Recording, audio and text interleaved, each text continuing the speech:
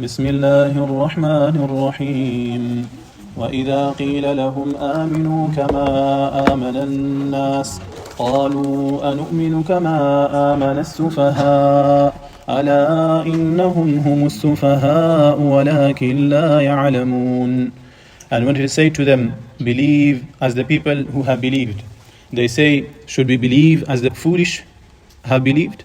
Unquestionably, it is they who are the foolish, but they know not. Surah Al Baqarah, ayah number 13. In the previous lesson, yesterday we did some of this ayah, so we'll go straight to some of the aspects that we haven't covered. One of them is, what is sufaha? What is this foolishness? So this is basically a person who has not mature, who cannot make the right decisions, who does not understand his gain and losses. So this is a person who is safih, a person who is foolish. So for example, if you were to buy something which was worth £10 and you pay £100 for it, then you will be called a person who is foolish.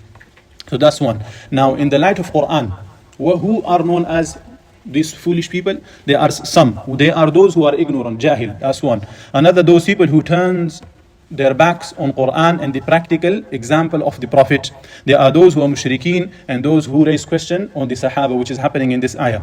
And the mushrikeen, for example, it comes in Surah Jinn, I think, وَأَنَّهُ كَانَ يَقُولُ سَفِيهُنَا عَلَى اللَّهِ شَطَطًا, and that the foolish of us used to utter, in brackets, outrageous falsehood about Allah. They were basically saying that Allah has a son, or He has a spouse, or He has daughters, the malaika, and so on.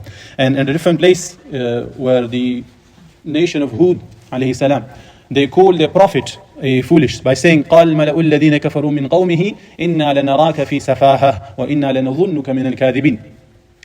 The eminent, or said the eminent one who disbelieved among his people, in the people of Hud alayhi salam, indeed we see you in foolishness, and indeed we think you are of the liars. So these are the habits of these criminals. So those people who looks down upon the Prophet, those people who are to associate partners with Allah subhanahu wa ta'ala, those people who looks down upon the Sahaba, these are all people who are foolish in the sight of Allah, or jahil people. They are foolish in the sight of Allah. Now, coming to this ayah, you see, it is said, وَإِذَا قِيلَ لَهُمْ, when it is said to them, آمِنُوا. So this is in a third person. So this suggests that this conversation is happening in a private gathering. So it is not in open, like in front of Rasulullah, in front of other eminent Sahaba. These are those people, maybe their friends.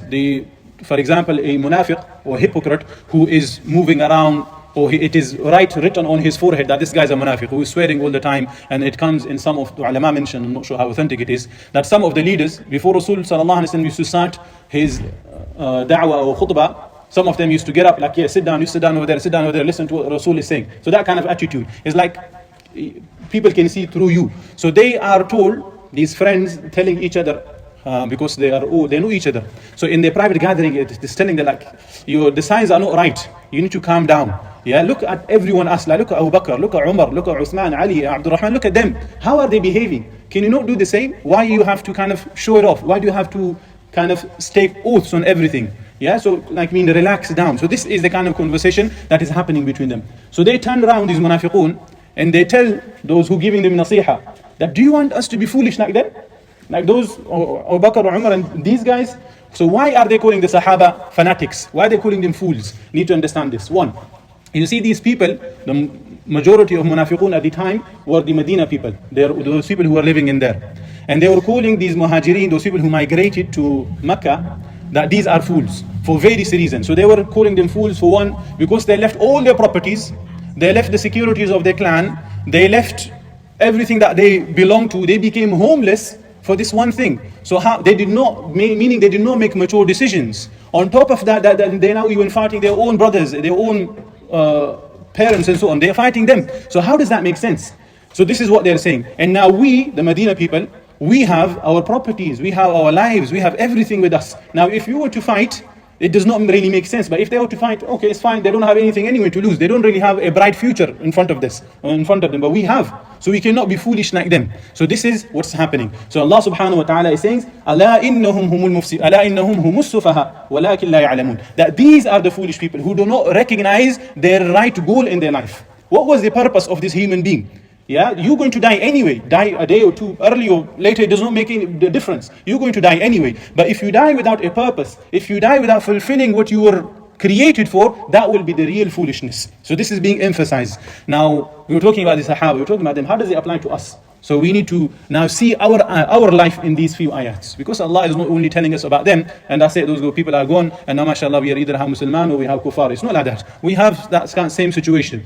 So take example of a person who reverts, yeah, or a person who was far away in Islam. He was kind of in a deep sleep, and now he has woken up. And now he changes his life suddenly. He wants to bring all sorts of Quran in his life. So what's going to happen? That he is going to take some tough decisions. He's not going to feel that kind of gathering that he used to be around. Those people who used to go to pubs, or those people who used to steal, or those people who used to have kind of drugs selling in that kind of environment. He will pull out from this. So he will have this, he will become isolated. People will start pointing at the guy, like this guy has become weird, this guy has become strange. So that kind of behavior will start. So same thing, when the people are called weird, when people are called strange, so this is the same situation of those people who have taken religion seriously, and the other people are saying like, for what? Why did he do that? Why does he have to work so long? He could have done it easily. So this is like, this is what stupidity is seen.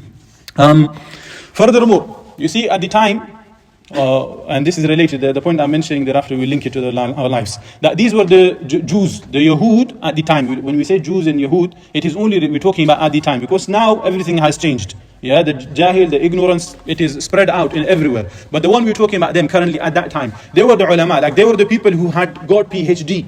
Yeah, and they saw the Arabs, they saw the Meccans especially, that they are ummi, unlettered. So they are saying that we, the people of knowledge, are we going to sit in front of nursery fields? How does that make sense? So Allah subhanahu wa ta'ala slaps them with their knowledge. Like the way Allah subhanahu wa ta'ala speaks, He speaks to those people illness. وَلَكِنْ لَا يَعْلَمُونَ. These people don't have any knowledge. These people are jahil murakkab. These people don't have any understanding. They don't even have understanding of how stupid they are. A person who is stupid, he understands, okay, he has done a foolish act. And then there is another person who is foolish and he does not even realize. So this is how Allah subhanahu wa ta'ala responds to them. So now, that situation happens, for example, someone is learning and he is about to become a doctor and whatever he is doing, but in the meantime, he understands that yes, I'll become a doctor, I'll become an engineer, I have to do PhD and so on, but I also need to take a right approach to this. So he will maybe compromise on some of his subjects, and he will change his direction to understanding of religion, understanding of Quran and so on. So he wants to implement Islam in his life. So what the family going to be saying? That look at this guy, yeah? He had such a bright future. He was to become a doctor in like a year, but now what is he doing?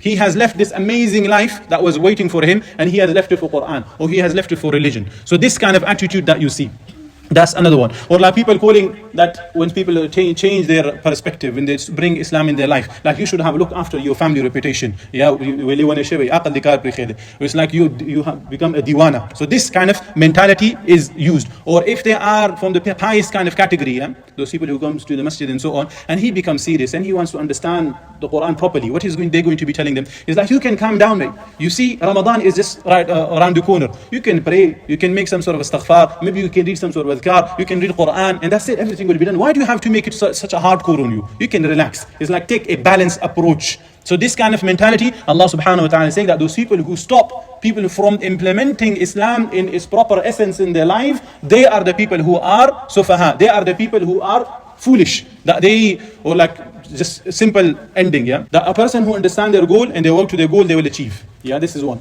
Now look at the earth that we have, the people that we have seen. We had people who were wealthy, those people who were famous. These people, they had everything going for them, but they're under the soil. The one who will be known as foolish or the one who will be known as clever will define two things. Either this person who followed his own whims and desires, his culture and his society and so on, أَفَرَأَيْتَ مَنِ اتَّخَذَ إِلَهَهُ هَوَاهُ, who made his own whims and desires, the people happiness, he worked for that. So this person is a foolish inside of Allah. Or those people who took Allah subhanahu wa ta'ala their goal. Because we are all going to go from this. This world is not eternal. We have other eternity that is awaiting for us. And there was a beautiful example that is given by some of the ulama. Like, take example of a person who is given a mansion, a big mansion for a month or for a week, or someone who is given a house for eternity. Which one he is going to choose? A house maybe which is broken, it does not have anything in there. This person who is clever, he will take this house which is for eternity, rather than this mansion which is for a week, which is going to be taken away from them. Now change the situation. The akhirah, the Jannah is the mansion. This dunya is nothing. Yeah, now we're going to work for this dunya, make our life tough for dunya and leave Allah subhanahu wa ta'ala for it. So how stupid will be of that person. So may Allah make us from those people who understand our true purpose and who works on their way which is pleasing to Allah subhanahu wa ta'ala. May Allah forgive us shortcomings. Jazakallah khair. Subhanallah.